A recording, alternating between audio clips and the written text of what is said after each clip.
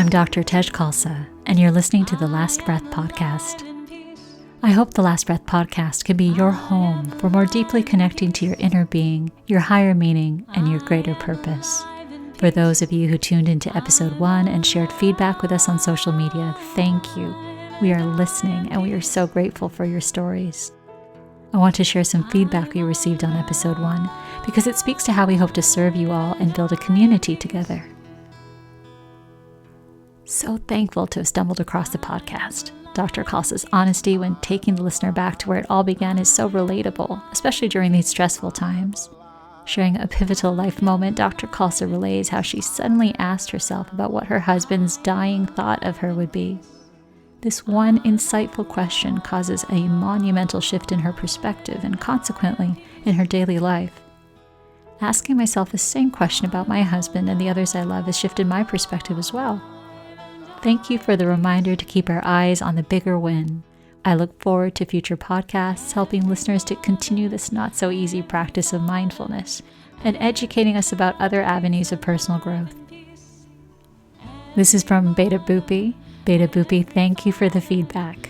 It's an affirmation of what the Last Breath Podcast is all about, and it encourages us to keep going and serving this community. One of my goals with this podcast is to encourage you all to take out some scheduled relaxation time every day, even if it's only for a few minutes. I'm hoping you can prioritize taking a little time for yourself. Self-care has become a catch-all phrase for a lot of different things in our culture. I know an executive whose idea of relaxation time is binge watching his favorite streaming network. I know a lawyer who plays video games for an hour after work before he'll even spend time with his kids. And personally, I myself used to be the kind of person who would just inhale a lot of food as soon as I got home and go back for seconds in the name of self-care. The list goes on. You get the idea. These kinds of practices may have their time and their place, but if they become a bit of a habit, a crutch we lean on all too often, there's actually a danger of them fostering disconnection. These kinds of things will numb us, cut us off, deny us our ability to feel ourselves. And more than anything, they represent a missed opportunity. Cue this podcast. We believe in meaningful self-care that connects you to your nobility, every human being's inherent capacity for kindness, compassion, courage, grace, love. I hope that as you listen to this podcast, you'll start to dedicate time each day, even if it's only for a few minutes, towards meaningful self-care that is scheduled and non-negotiable and just for you. I hope you'll devote time to decompressing from your day, connecting more deeply with yourself and more deeply with your purpose. How? You can first start by choosing an activity that allows you to get intentional, more connected to yourself and more connected to the world. Intention and connection are the operative words here. For me in Minnesota, my intentional practices for relaxation and reflection vary by season. In spring and summers, I love being outdoors in nature, gardening, hiking, watching the blue jays and robins and woodpeckers and cardinals and scarlet tanagers and sparrows and deer and rabbits. In the winter time, relaxation time looks a little different. Once my babies are asleep in bed and my husband is chilling out on the couch watching basketball, I find a beautiful space in my home to sit on the floor in solitude. I stretch, do a few minutes of asanas or yoga postures. Maybe I'll chant for a few minutes, and then I reflect on the day as if it were my last day on earth. And I ask myself the question, when I take my last breath, how do I want to feel? In the first episode, I shared with you where it all began, how this question came to mind and created a seismic shift in my understanding of myself, my perspective of my marriage, and my relationship with my husband. This question has connected me to my own grace. It's helped me see the greater purpose of my marriage as an expression of grace, and it's healed my old tendencies towards snapping and picking fights. This question has created more peace in our home. But in a lot of ways, I'm stubborn. Even a life-changing experience like the snowstorm isn't enough to inspire me to create a new habit of taking time each day to imagine, reflect, and cultivate a connection to my last breath. In this episode, I want to share with you the wake-up call that compelled me to start this evening practice. What happened? What made me realize that I needed to start going to bed a little differently? What made me see that some scheduled relaxation time reflecting on my last breath was a daily necessity?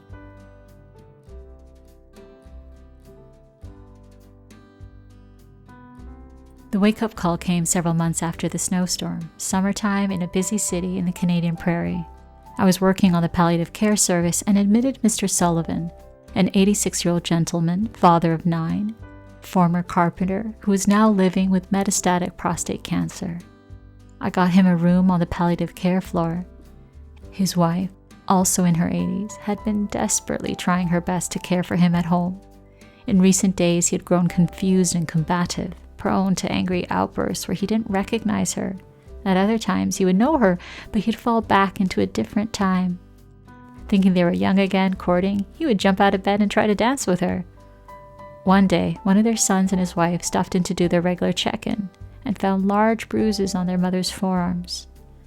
Very reluctantly, Mrs. Sullivan admitted that the injuries had happened during one of their father's episodes of confusion. Hearing this, her son and his wife insisted on taking their father to the hospital. Mrs. Sullivan was exhausted, burnt out, depleted, and too frail to care for her husband safely, alone at home anymore. She gave in. Mr. Sullivan, my patient, had prostate cancer that had invaded the neck of his bladder, nearly choking it off and requiring the use of a catheter to relieve him of urine. He had a history of recurrent urinary tract infections, requiring course after course of antibiotics, and despite multiple courses of cancer treatment and now palliative radiation, the cancer continued to relentlessly march on, spreading to his spine, encasing several vertebrae and causing painful fractures. Lumps of prostate cancer dotted his lungs and riddled his ribs, creating a painful cage that confined his breathing to shallow sips of air. He was delirious, fluctuating in and out of awareness. He didn't know where in the world he was, and he had fallen out of time. There were many possible reasons for his delirium. Was he delirious from yet another urinary tract infection? What if there was a new infection somewhere else, maybe a pneumonia? Or maybe the delirium was due to unbearable pain from the fractures in his back, in his ribs, the broken bones he felt with every breath. Was it from too little pain medication? Or was the delirium actually a problem of too much pain medication? Or what about the sedatives he was taking? The kind that were notorious for tipping older people into confusion. Or what if the cancer had finally reached his brain? I tried a number of different approaches to help determine the cause of Mr. Sullivan's suffering, including scanning his head, sending off a battery of tests to look for infection, converting him to a different set of pain medications, eliminating some unnecessary drugs that were probably doing more harm than good, switching out his catheter, starting him on another round of antibiotics. I looked through Mr. Sullivan's chart and saw that he had an appointment coming up in about 1 week for palliative radiation to his spine. I wondered if it was worth it. Was this an appointment worth taking time for? An appointment that would take up precious hours and time away from his family in what was surely Mr. Sullivan's final days, possibly weeks, of life. I asked for a family meeting. Mr. Sullivan's son, Philip, was a PhD in physics and had researched experimental therapies he was keen to discuss with me. I told him that we had reached a critical juncture, and I asked that before we discussed experimental treatments, I would appreciate a meeting, exploring as a family what Mr. Sullivan and his family's goals were, and what their hopes were for Mr. Sullivan now that he could no longer live at home with his wife. Arranging a family meeting seemed tricky. Mr. and Mrs. Sullivan had 9 children. They lived everywhere. 2 lived in the prairies, several in British Columbia, a few were scattered across the eastern provinces, and one, the second eldest, a son, was an engineer for an oil and gas firm in Texas. Yet after sending out the call and letting the family know my availability, I was amazed to discover that all the Sullivan children would be able to assemble together for a meeting in 2 days' time. The gathering happened on a Sunday afternoon. Within hours of Michael, the the Texas oil and gas engineer arriving at the local airport. We gathered in a circle around Mr. Sullivan's hospital bed. Mrs. Sullivan sat on a wooden stool next to him, holding his hand. Philip and Michael, the two eldest sons, stood next to their mother, and so the circle continued, the 5 sons all standing together in a sort of half moon on one side of the hospital bed, followed by the 4 daughters on the other side of the bed. I too stood in the circle, in between the sons and the daughters, at the foot of the bed, facing Mr. Sullivan. I cleared my throat. Thank you everyone for coming. My name is Dr. Khalsa. I'm so grateful to all of you for taking the time and energy to lend your presence to this meeting today. Mr. Sullivan, as you know, with your current condition, we've reached a turning point. I would be grateful to know your intention and your family's feelings regarding what path you'd like to take as we move forward together.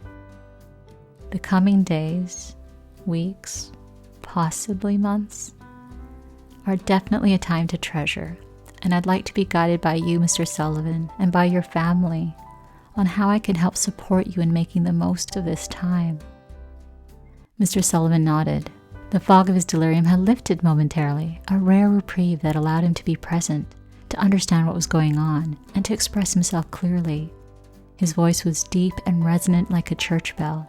As I listened to him, the gentle rhythm and cadence of his speech carried his words further, stirring something within me. Mr. Sullivan first turned to his wife, thanking her for more than 65 years of marriage, the 9 children she had borne, as well as her constant care of him. Mrs. Sullivan reminded me of a forest sprite, petite, with a small frame, bright green eyes, and golden white curls framing her face. She smiled quietly as she looked down at her husband's hand, clasping it between her own hands, and in a voice that sounded like tiny chimes, she told her husband and all of us that she was just doing her duty and that she loved him, she loved her children, and she loved God. Mr. Sullivan then turned to Philip. Philip, the professor, the PhD in physics, the eldest son, and aging himself, black hair peppered with gray, a tall, thin-framed man with wire-rimmed spectacles. He wore the uniform of many on the west coast of Canada, a navy fleece jacket zipped up to his chin, jeans, socks, and sneakers. He seemed to be a bit of a solitary figure, unmarried, a pensive, concerned expression his constant companion. A couple of scholarly papers were tucked under his arm, experimental trials he hoped to discuss with his father, the family, and me. Mr. Sullivan addressed Philip. Philip, you are our eldest son, our first child. You are an educated man. I never got an education, but my son, I admire you. You are a professor. I know there is much you can teach me. I am curious, Philip, to know your opinion. We are at a turning point. Please, son, advise me. How do you think I should proceed? The room went silent, and everyone lifted their heads and eyes in Philip's direction.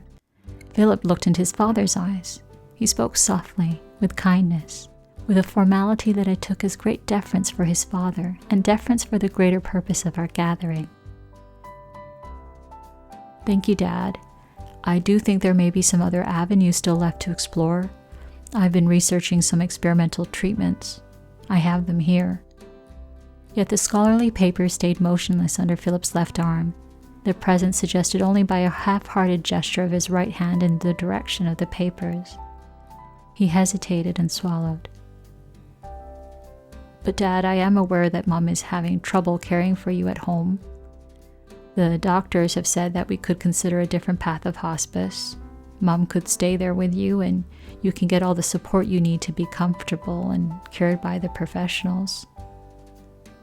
I heard they have round-the-clock nursing care. There was silence again. Mr. Sullivan and the whole family continued to give Philip their full attention. Ultimately, it's your decision, Dad, Philip said, bowing his head slightly to his father, looking down at the floor for a moment, then lifting his eyes to his father once more. Thank you, son, Mr. Sullivan said with warmth. I am grateful to have listened to you and will take all you have shared into consideration. A deep, abiding silence and stillness seemed to fill the room. Philip bowed his head again slightly to his father. The usual cacophony of beeps and buzzers, overhead loudspeaker announcements, sounds of wheelchairs and cots squeaking along the linoleum floors of the hospital had all been halted. It was as if time stood still. Mr. Sullivan then turned his head slightly toward his next eldest son, Michael, the one who had just arrived off a plane from Texas. Michael was married with kids. He was slightly taller than Philip and more stocky. He had a uniform similar to his eldest brother, but with a subtle variation, an orange fleece instead of a navy one that was unzipped, hanging on either side of his frame, a white t-shirt, jeans, and worn-down caramel-colored loafers. Michael, son, I am grateful you are here with us. Thank you for coming. Michael listened and also bowed his head slightly. Of course, Dad. I had to be here without question. Mr. Sullivan nodded. Son, what are your thoughts? I would appreciate hearing from you on what we should do next. Michael cleared his throat. Both his parents looked his way. The other 8 siblings stood silent and still, listening. Dad, I feel you fought through this bravely. You fought through a lot of things. I think more than anything, I'd love to see you and Mom relaxed and enjoying each other's company.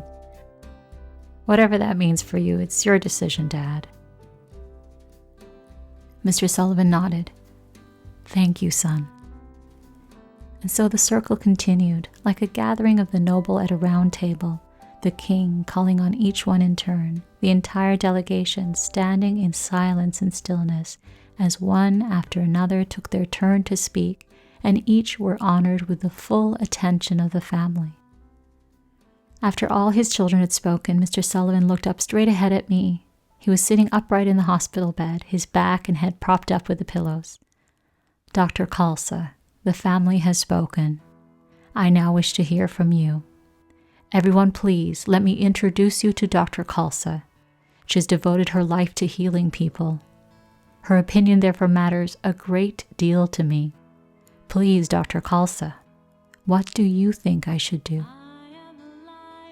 It took me what felt like forever to respond to Mr. Sullivan, not because I was nervous, but because in the way he had looked at me and the words he had used to introduce me to his family. Dr. Khalsa has devoted her life to healing people. As he had spoken those words, they had entered unseen into an inner space within me, and I felt myself expanding. Though I was the shortest person in the room, and the youngest, a 5'2" brown-skinned woman with a turban, I felt myself lifted up by Mr. Sullivan's words. I felt a vastness open up within me. I felt larger than the room I was standing in. My vision became sharper. I felt the movement of my breath, filling me up, then leaving me, filling me up, then leaving me. Mr. Sullivan, it's gracious of you to include me. Time is a great gift, and for each of us, it's difficult to know how much we have left. Ultimately, I respect your decision, but I've also listened to what your children have shared, the wish for you to be relaxed, to be supported, to be able to enjoy time with Mrs. Sullivan. I've heard this expressed by each of your children, and I share this wish for you and Mrs. Sullivan too. As we look ahead to the future, I would be honored to support you whatever you decide, and if you decide on moving towards hospice, myself and the entire team here caring for you will do everything we can to support you and help ensure a smooth and comfortable transition. Mr. Sullivan nodded and thanked me. He invited questions from his children about hospice. A couple of questions were raised. I answered them and also offered the chance of a follow-up meeting where members of the family who had more questions could sit down right now with our charge nurse and social worker to discuss the details of hospice. Mr. Sullivan nodded. Very well then. Thank you, everyone. I am grateful to be with you and to have heard from all of you. He turned to his wife. My dear, God has been good to us. God has been good to me. You've been with me almost all my life. I wish to spend more time together while we still can, enjoying each other's company. I would like to stop with the cancer treatments now and go to hospice. Mrs. Sullivan looked down at her husband's hand and gave it a squeeze. The sons shuffled slightly to allow one of the younger sons to tend to their mother. He was a man with long blonde hair and kind green eyes like his mother, a custodian who lived close by to his mother and had been the one to insist on taking their father to hospital. He now wrapped his arms around his mother protectively and kissed the crown of her head. She began to cry softly. The meeting was adjourned. As I walked out of the room, the normal rhythm of hospital hallway traffic, beeps, buzzers, the hum of the overhead neon lights, and the chorus of voices giving orders returned. In the middle of the din, I stood quietly at a computer terminal. I was conscious that I had experienced something sacred, and so I wanted to stay still and quiet so that the experience could fully incorporate into my mind and being. I logged into the computer terminal and started plugging in my orders. I requested hospice placement, I discontinued IV antibiotics, I canceled Mr. Sullivan's radiation appointment, canceled all blood work, and updated his goals of care to do not resuscitate. Elise, the youngest daughter and baby of the family, who had driven in from Kamloops, BC, walked up to me, her face covered in tears. Dr. Khalsa, thank you. Thank you so much for arranging for the family to be together. I'm so grateful to you for the meeting. It was so beautiful. But I have to tell you something. I paused what I was doing on the computer and turned to fully face Elise, my back to the computer screen. I'm sorry, Elise. What is it? Perhaps I had missed something. Thank you for the beautiful meeting, but I have to tell you, that man in there, the man that just led our family meeting, that's the first time I've ever met that man. My eyes widened. I leaned in slightly so she could lower her voice and protect her privacy. We were still standing in the hospital hallway, at the nursing station amongst the traffic. Her voice shook. All my life, all I ever saw was Dad treating Mom badly. And she had such a loving heart. She just put up with him and let him mistreat her. She's a saint. I think it's the reason why we've all done as well as we have. When we were little, if we made even a little bit of a mess, left even a few toys on the floor, Dad would see it and go berserk. Her eyes flashed, and I sensed what berserk had meant for her and her siblings. I reached for a tissue box. Here, I said, handing her a tissue. Thank you, she continued. Mom never spoke ill of Dad. It wasn't until I'd grown up a bit, was a teenager, that she explained a little bit more about Dad to me. They met in their late teens. He was orphaned as a baby and raised in a boys' home. Mom told me it was horrible for Dad. He was neglected, and if he ever got attention, they were cruel to him. If the building wasn't clean, he'd get beaten for it. Eventually, he ran away around 12. By the time he met my mother, he'd been fending for himself for a few years. I think they met when he was 18. I'm so sorry, I whispered.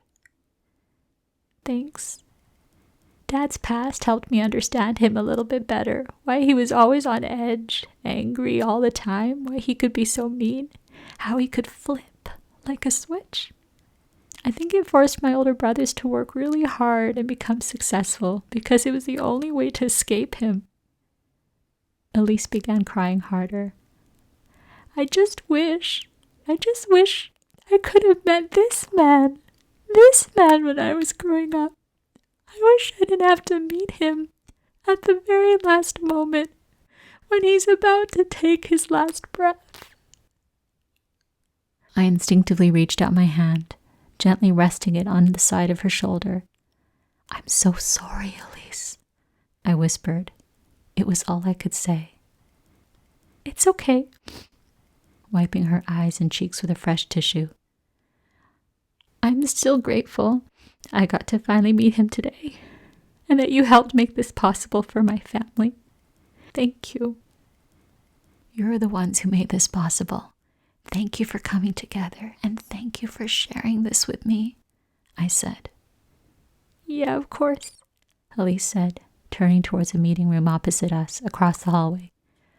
Anyway, I think my brothers have gone in there to talk with the charge nurse about selecting a hospice. I think I'll go with my sisters and join them. We said goodbye. A A palliative care physician walked by and stopped to say hello. "How did the meeting go?" she asked. I stopped punching orders into the computer and looked her straight in the eyes. "It was beautiful. I admitted him to hospital for delirium, but he managed to be lucid for the entire family meeting. He's the one that actually led the meeting, not me. It was one of the most sacred experiences of my life, one I'll never forget." The physician seemed to know what I meant. She nodded and walked off to examine a patient. Mr. Sullivan slipped back into his delirium shortly after the meeting. He no longer knew who I was, what year it was, and where he was. It must have been terrifying for him. Another patient was also admitted to hospital that night and placed in the same room as him. Mr. Sullivan spent the night crying out, yelling, not knowing who the other person was and why they were in a room together. In the darkness of the night, he saw horrible shadows lurking, and neither one of them, the roommate or him, were able to sleep. During the following day, Mr. Sullivan eventually settled a bit with the sunlight and got a few hours of rest. Our team worked quickly to try to find him a space in hospice. There was a lovely hospice with a beautiful garden that belonged to a Catholic order. The family felt it would be a nice fit for their father and that their mother would feel at ease there also. But Mr. Sullivan remained confused and delirious. The night before he was scheduled to move to hospice, his breathing became more labored, with long pauses between each breath. His breath turned into gasps, and then pauses, and then a gasp, and then a pause. As the gasps became less and less frequent, the pauses lengthened. His heart stopped. Mr. Sullivan died before he reached hospice. He took his last breath 2 days after our family meeting, the family meeting he had presided over, a gathering where he had taken time to express love and gratitude to his wife and each of his 9 children. That meeting was also the last time he was fully present. It was also the first time his children got to meet their father. Mr. Sullivan's legacy will live on in me, and I hope in sharing this story it can live on in you too. In his final moments, he finally revealed to his children his true essence, his true identity. He taught me that you can't wait until your last breath to reveal the best of who you are to the world. You must share the best of who you are now with this breath. You must begin now. His life taught me not to miss the opportunity that every breath provides. We have a chance now to live a life of kindness, of nobility. I spoke in episode 1 about how we're all hardwired to live as noble beings. We don't have to be born into a royal family to be noble. Being noble is democratic. It's part of the rich inheritance available to every human being. We have a home in our brain for compassion, a home for love, for hope, for courage, for kindness, for compassion, for acceptance, for forgiveness. But it takes intention and courage and discipline to live out our inheritance. We aren't just going to automatically live from our highest self. We can't just by default go through the motions of life and expect it to magically become meaningful and fulfilling. It's quite the opposite. By default, we will live in a place where our mind wanders, and not just that, to put it simply. This default mode is a place of survival, a place in our brain that too often caters to our worst tendencies, our tendency to see those who are different from us through the eyes of fear, our tendency to be reactive, to retaliate, to lash out with destructive anger, to revive and relive over and over again the pain of our past. That fight or flight survival system. Fighting can be subtle. It can be judging others, criticizing and diminishing them, even if only privately, at the level of our thoughts. Flight, running away. Running away can look like a lot of things. It can be a habit of binge watching a streaming service every night after you get home from work until you're so exhausted you fall asleep right there on the couch. Running away can be a happy hour that begins earlier and earlier in the day during COVID lockdown, until one day you find that what used to be a nightcap has become an eye-opener you need first thing in the morning. I'm not interested in spending my life running away from myself. I'm not interested in living my life rehashing the pain of my past to the detriment of my relationships in the present. I'm not interested in going through the motions of life in a state of perpetual reactiveness or thoughtlessness, all the while risking damage to my relationships. I'm not interested in letting the brokenness of the world inflict its cruelty on me and then break me too, making me become an oppressor to others, inflicting on them the harm that was once done to me. No, thank you. I would rather take the time now so I don't one day have to look back with regret that I wasted time. Taking the time now to get intentional about my life, intentional about each day, so that I can recover and repair myself from whatever I've weathered after a day of being out in the world. I've been very privileged in my life to be protected in a way that Mr. Sullivan as a child never was. All my life, I've been incredibly privileged to be protected from the threat of violence that too many people have to face every day. Maybe it's the threat of violence at the hands of the police, or the invisible violence of poverty, or the violence a government inflicts on its children when it denies them the rights of a human by calling them illegal, ripping them from their parents and putting them in detention centers. Or maybe it's the ever-present threat of violence within one's own home, under the hand of someone who claims to love them the most. I have been so privileged to never have known such violence. I used to stay awake at night feeling guilt-ridden about my privilege and feel powerless over the plight of others. One of my mentors, a retired professor, told me that the brokenness of the world only motivates him to work harder. He wants to work harder to repair the world within his circle of influence, his role as a father and as a husband, his research and teaching, his community work. An elder from the 3 tribes of North Dakota, a patient of mine, once advised me that the first step forward in the face of the despair we see all around us today is to become more of ourselves. When the elder said that the brokenness of the world was a call to action, to become more of ourselves, I understood that he was instructing me to become more of the best of myself, to find a way to return on a regular basis to the most noble parts of me, my higher principles, and to harness courage and cultivate wisdom to live from my higher principles in my everyday life. My evening practice of connecting to how I want to feel when I take my last breath has become critical to unlocking something within me that's taken me beyond the narrow and petty scope of my own self-interest and ambition into a much more vast realm of kindness and love. Mr. Sullivan brought me into his family and introduced me as Dr. Khalsa, who has devoted her life to healing others. If I am ever to live true to such a noble purpose and its greater horizon, then it is critical that I take the time each day to be honest with myself, to check in with how I'm feeling, take inventory of my experiences, explore where I need to harness more courage, where I need to grow, and to approach myself only with kindness, in the name of creating more kindness, more grace. I would rather take the time now to protect, heal, and cultivate my nobility now so that I don't run the risk of squandering the precious gifts I've been given, my beautiful family, beautiful children, beautiful spouse, beautiful co-workers, beautiful community, a beautiful planet. Grace is like a North Star. It's a guiding principle in my life, something I strive to live by, a lens through which I try to understand myself and my experiences.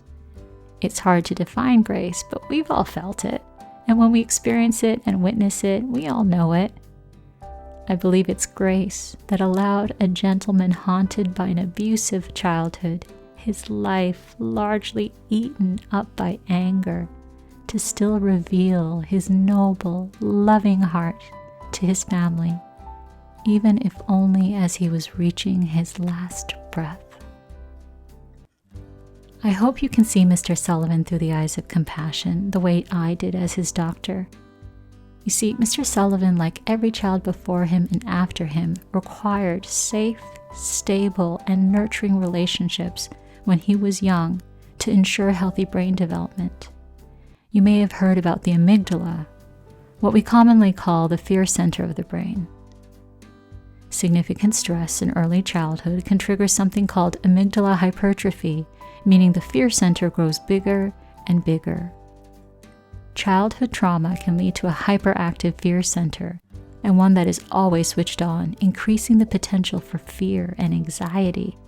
This is just one of the ways the dysfunction of the world, the dysfunction of our human family, the dysfunction inflicted by inhumane public policies can cause dysfunction and irrevocable damage inside the bodies of our babies and our children.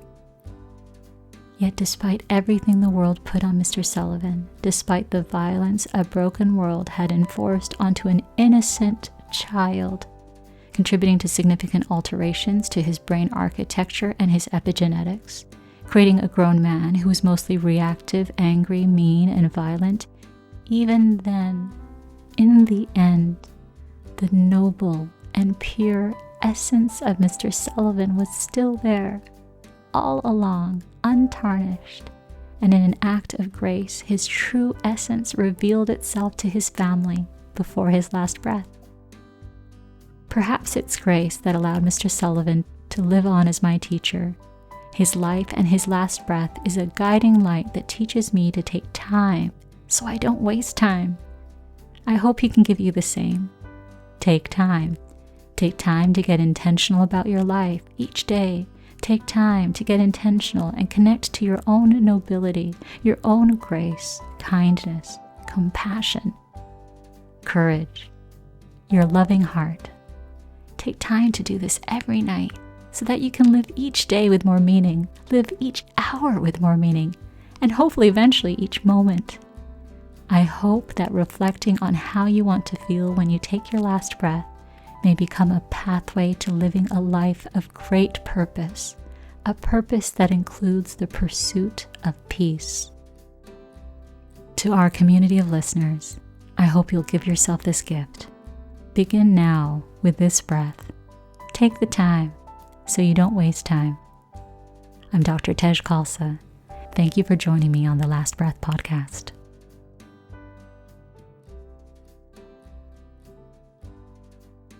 The Last Breath podcast is written by Dr. Tej Khalsa, an assistant professor of medicine at the Mayo Clinic in Rochester, Minnesota.